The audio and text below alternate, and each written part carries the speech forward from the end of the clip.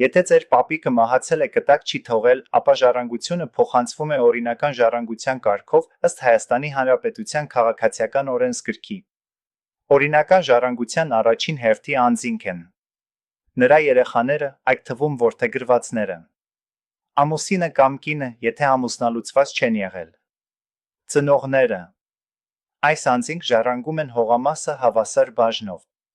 Եթե առաջին հերթի ժառանգներ չկան, մահացել են, հրաժարվել են կամ ճանաչվել են անժառանգ, ապա ժառանգում են երկրորդ հերթի անձինք՝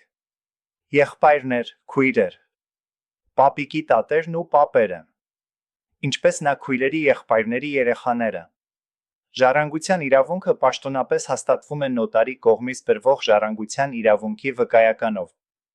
Դիմումը նոտարին պետք է ներկայացվի ժառանգության բացվելու օրվանից 6 ամիս ժամկետում։ Եթե ժառանգը այդ ժամկետում չի դիմել, սակայն փաստացի խնամել է հողամասը կամ օգտվել է դրանից, ապա կարող է դատարանի միջոցով ճանաչվել որպես ժառանգ։ Եզրակացություն.